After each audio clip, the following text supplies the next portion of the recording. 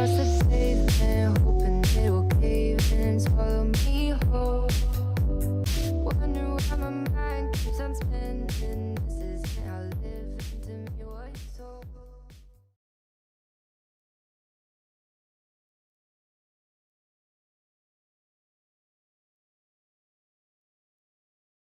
Ignorance is profitable.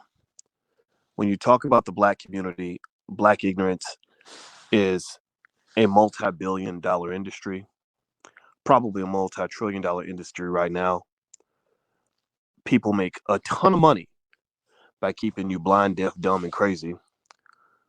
People make money from you from the cradle to the grave, largely because you have people that not only submit to the idea of Black ignorance being profitable, but they actually promote this.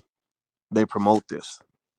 So what I'm going to do very quickly is I'm going to lay out some different ways where Black ignorance is absolutely profitable, where people are making money by keeping Black people stupid.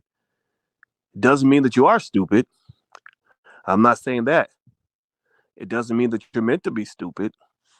It doesn't mean that you're stuck on stupid. It just means that there are people who make money when we promote ignorance over intelligence. So let me start with the basics. Let me talk about the first area where the ignorance begins and where the ignorance starts the process of becoming profitable. Start the school system. When your child is a child, first thing you do is you hand your child over to their oppressor and you say, Master, I can't educate my own children. I don't know how to educate my babies.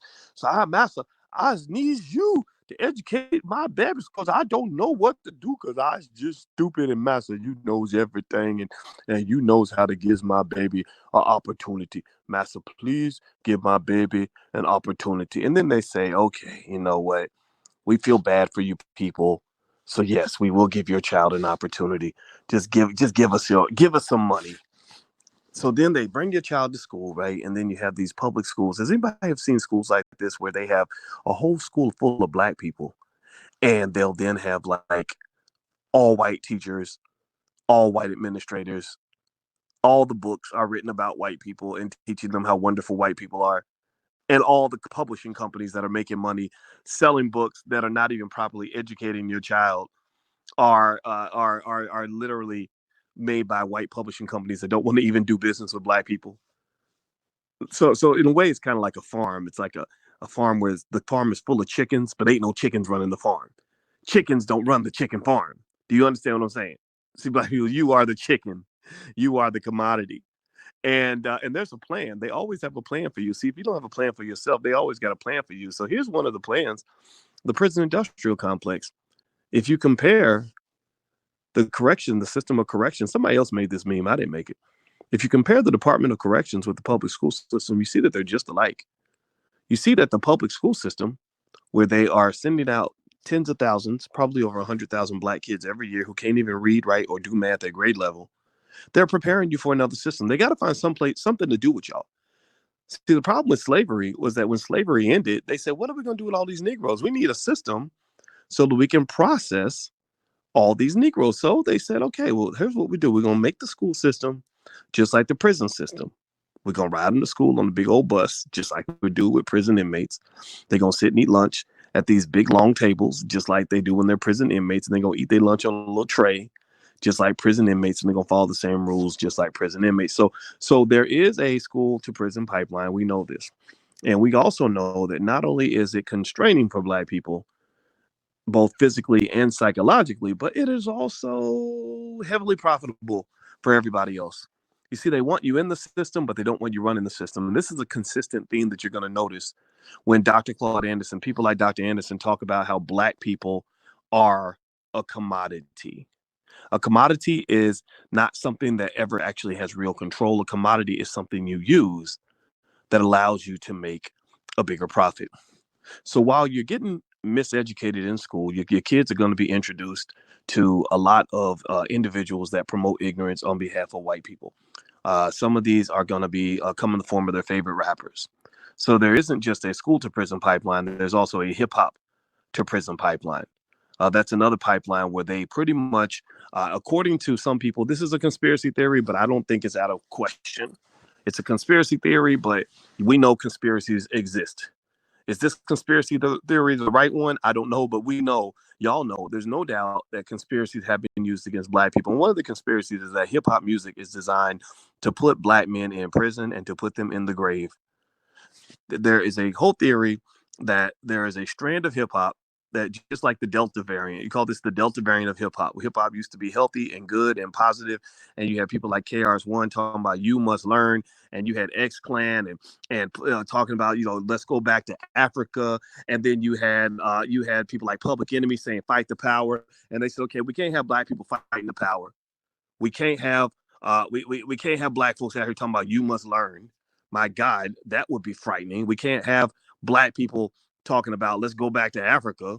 Lord, that would give them a sense of self.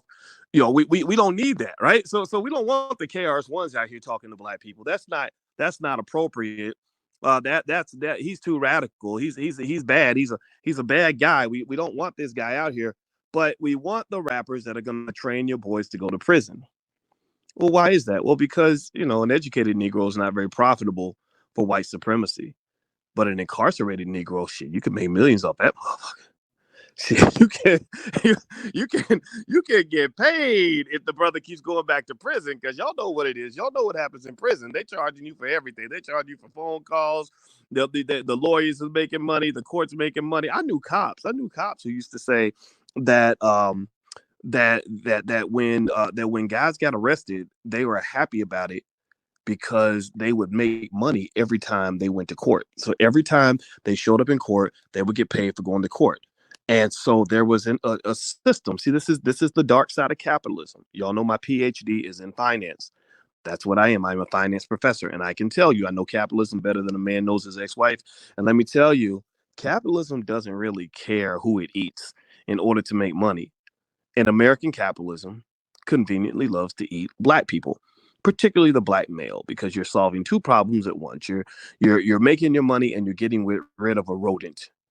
The black male is seen by America as a rodent.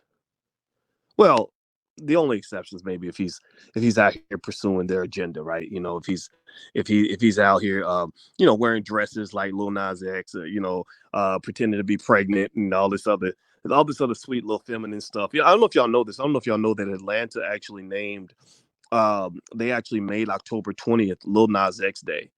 Yeah, literally there is so Farrakhan's dangerous, but Lil Nas X, oh well, that's wonderful. That's black excellence, y'all. That's black excellence. A black man pretending to be pregnant, like literally taking pictures on the covers of magazines as a pregnant woman, literally is seen as black excellence. That's Atlanta. That's a city run by black people. We can't put all that on white folks. We can't put that all on white folks. So I go back to my basic premise. Black ignorance is a multi-billion-dollar industry. That's why this man is seen as a benefit to society. And this man's seen as a threat. Oh my God, it's Farrakhan. Oh Lord Jesus, Farrakhan's coming. Oh, he gonna educate the slaves. He gonna make black people read books. We can't have black people reading books. We need more of this. We need more of this. Where's Lil Nas X? We don't need black men to be intelligent. We need them stupid. How are we gonna make money if you're not stupid? We don't want black men progressing. We don't want them looking like X-Clan. My God, what is this? Go back to Africa, black pride, black fit. We can't have that. That's scary. Let's put him back in please put him in a wig and a dress, because that makes us feel comfortable. That makes us feel comfortable. Or old Terry Crews. When Terry Crews was dressed as a woman, that makes us feel comfortable as white people who can make money off of black people. See, so again, the black man who stands a certain way, who educates himself a certain way, while that's seen as toxic masculinity, that's seen as negative, terrible, and unhealthy. That's why KRS-One is seen in a negative light by white mainstream media for the most part, but they love the hell out of this. Terry Crews with rollers in his hair. That's progress. That's forward thinking for black people. So again, I go back to my basic premise. Black ignorance is $1 billion industry. They make money off of you when you are stupid. If I have not made my point yet, let me make it. Let me make my point in a couple other areas. Another area, besides the educational system and the prison system, where Black ignorance is made into a multi-billion-dollar industry, and hip hop, unfortunately, hip hop has promoted some parts of hip hop, not all of it, have promoted Black male self-destruction, particularly amongst Black men. Another area where you end up finding out that Black ignorance becomes a $1 billion industry is the programming that's done through media, right? So when you're watching media and you're consuming your media, they're telling you that this is bad and that this is good. They're telling you that this is toxic, but this is wonderful. This is beneficial, right? So what else? What other areas is Black ignorance profitable? Well, there's this political party called the Democratic Party, and the Republicans too, who use Black ignorance to their advantage. So what they do, their formula is very basic. They're not going to go talk to this guy. They're never ever going to talk to Farrakhan. I don't know if y'all remember, but y'all may not know this, but Barack Obama actually lived just a few blocks. He lives 2 blocks away from Louis Farrakhan. And the reason I knew this was because I lived 2 blocks from each of them. I lived 2 blocks from Barack. Barack was on my right, and Louis Farrakhan was on my left. I kid you not. I've walked to the minister's house and gotten there in 2 minutes, and that was when I was fat. That was when I was the fat boys. The fat boys could walk to Farrakhan's house in 2 minutes, and there was a whole scandal where they realized that Farrakhan voted at the same voting booth, the same voting district as Barack Obama, and they said, "Oh Lord Jesus, we can't have the political Negro be seen in public with the controversial Negro, right?" So they went out of their way to make sure that the two of them did not show up at the polls at the same time, because if there's any association of Black people with guys like this or guys like that, then guys like this can't make their money. Joe Biden can't make his money if Black people are listening to people like Farrakhan and listening to people like Dr. Claude Anderson. So the Democratic Party is another example, besides the education system, besides hip hop and media, besides the prison industrial complex, where Black ignorance is very profitable. Am I making my point? Give me a yes in the chat if you are hearing my point, if my point is making any sense to you. Let me know if you're following what I'm saying here. God gave me this message today, so I felt the need to jump out and share this. And some people will get it, some people won't, and it's okay. I'm not asking for everybody to understand. Everybody ain't gonna understand. Like my buddy Dr. George C. Frazier. Let me tell you, George Frazier is a wonderful man. Dr. George C. Frazier, he's one of the OGs in the game. He's one of those Black people they probably wouldn't want you listening to either, because George Frazier tells it like it is. And let me tell you what George Frazier says. And this is really more of a message for the stupid people in the room. The stupid people in the room. I want you to hear Dr. Frazier's message, and the message is real basic. And so Dr. Frazier, and I'll put his picture on the screen so you can see Dr. Frazier and know who he is, because everybody should know about Dr. George C. Frazier. He's a brilliant Black man and one of the great leaders of our society. And so Dr. Frazier has a saying that I really liked, and it was that he says, when you're dead, that you don't know that you're dead. It's only difficult for others. He said the same is when you're stupid. So when you're dead, you don't know that you're dead. So other people, other people are the ones who are suffering when you die, because you're not suffering. You're just dead. Dead people don't know that they're dead. So dead people don't suffer. It's the people that they left behind. Well, stupid people are the same way. Stupid people don't know that they're stupid. They're too stupid to know how stupid they are. So they don't really suffer from their own stupidity. The people that suffer are the people who are trying to elevate. The people who understand these problems are the ones who are suffering the most. It ain't the people who are promoting and perpetuating these problems. So if you're stupid and you don't get it, then I understand. I forgive you for you know not what you do. I forgive you for you know not what you do. Hit the thumbs up button. Please hit the thumbs up button. So I go back to my basic premise. Black ignorance is a $1 billion industry. Big money gets made off Black people. Well, prove your point further, Boyce. This isn't. I'm not yet convinced. Okay, well let's talk about another area where Black ignorance is a $1 billion industry.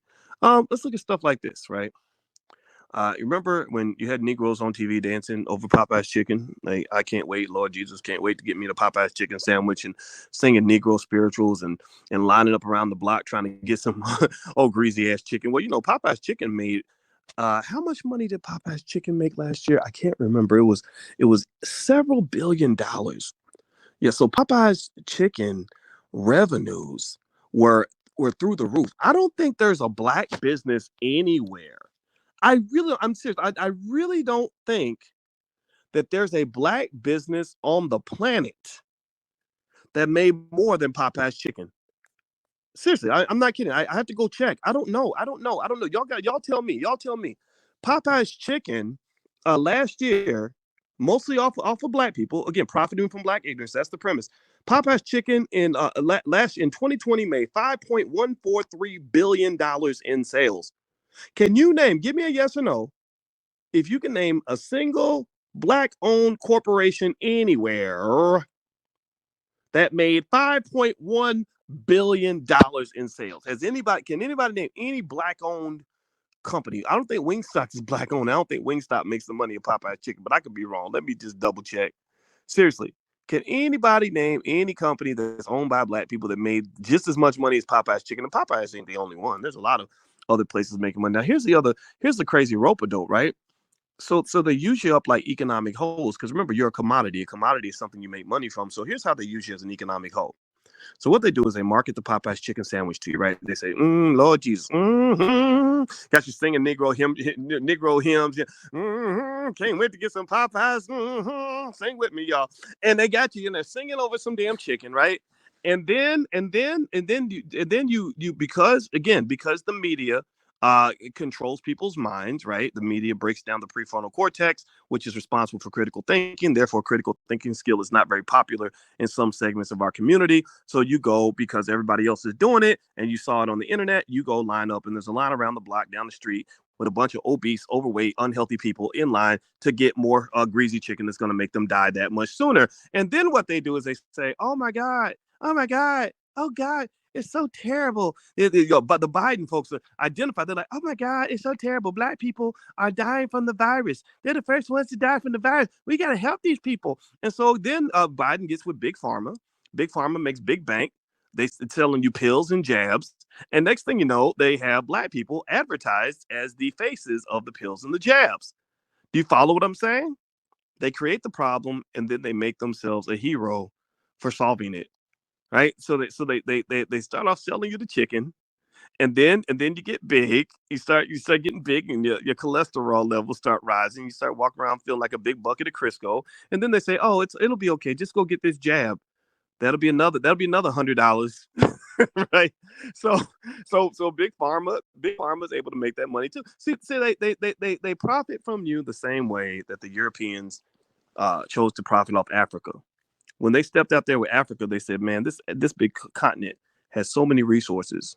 And these people are so unaware of how valuable their resources are, and they have no ability to protect them nor desire. They're divided. They'll sell each other up the river. And so, how do we go and let's just chop this continent up. Let's just chop up this vast continent. And Germany, you go and take this part. France, you could have that part. England, you could have this part over here. And all of them make money off you.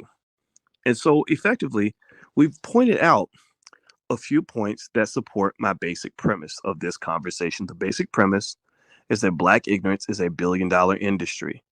Let's review again, shall we? You start off and you're sending your children to these inferior schools where they ain't learning a goddamn thing, ain't learning nothing, right? And they're being educated by a bunch of white people who are getting rich, teaching them absolutely nothing. And then media kicks in, right? Media kicks in and they introduce them to a lot of culture that leads them down the rabbit hole, the prison industrial complex. So they're making money with the prisons.